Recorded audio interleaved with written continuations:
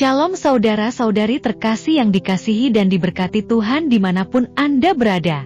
Semoga kita senantiasa diberkati dan diberi kesehatan dan dalam lindungan Tuhan. Marilah kita membahas ayat Alkitab tentang iman tanpa perbuatan adalah mati dalam Yakobus 2 ayat 14-17. Ayat 14, apakah gunanya, saudara-saudaraku, jika seorang mengatakan bahwa ia mempunyai iman, padahal ia tidak mempunyai perbuatan? Dapatkah iman itu menyelamatkan dia? Ayat 15, jika seorang saudara atau saudari tidak mempunyai pakaian dan kekurangan makanan sehari-hari, dan seorang dari antara kamu berkata, "Selamat jalan, kenakanlah kain panas dan makanlah sampai kenyang," tetapi ia tidak memberikan kepadanya apa yang perlu bagi tubuhnya, apakah gunanya itu? Ayat 17, demikian juga halnya dengan iman.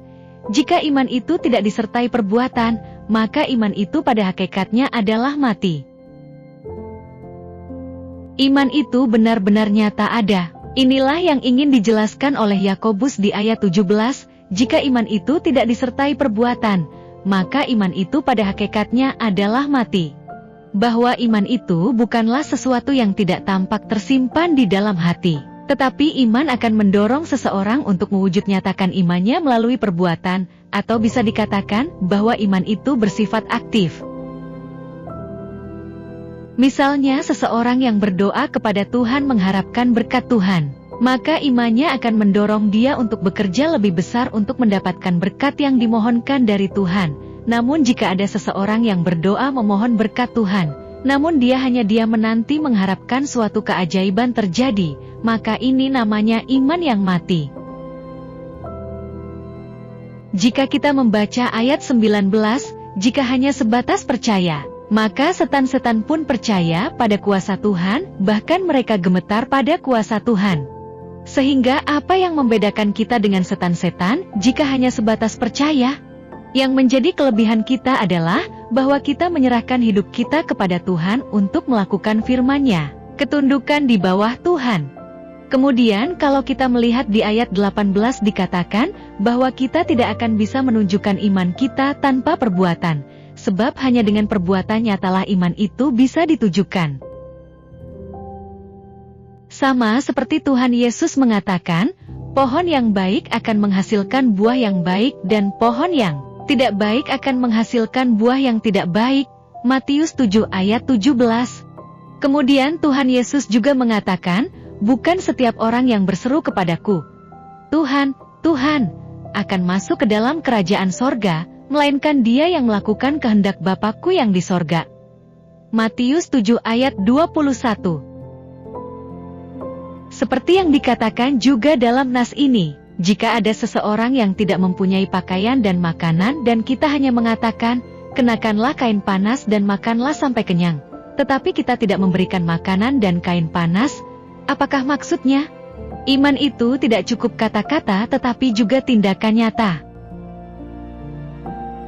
Sebagai wujud pengakuan iman kita kepada Tuhan, kita datang berdoa, memuji Tuhan, mendengarkan, dan membaca firman Tuhan. Tetapi cukupkah hal-hal tersebut menandakan kita sebagai seorang yang beriman? Surat Yakobus ini mengatakan itu adalah iman yang mati jika tidak disertai perbuatan.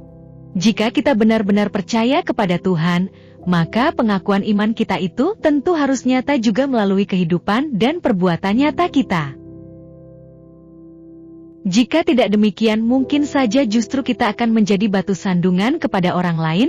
Ada yang mengatakan, percuma seorang majelis pelayan gereja, tetapi kelakuannya tidak baik. Percuma saja rajin ke gereja, tetapi sifatnya tidak bisa ditiru. Jika kita mengatakan beriman kepada Tuhan, maka mari kita menguji diri kita, apakah yang kita lakukan adalah yang berkenan kepada Tuhan? Apakah kita mau taat kepada setiap firman yang kita baca dan dengarkan? Seringkali orang mengidentikan beriman itu hanya sebatas untuk mengharapkan berkat kepada Tuhan. Misalnya, kalau beriman kepada Tuhan, maka akan menyelamatkan.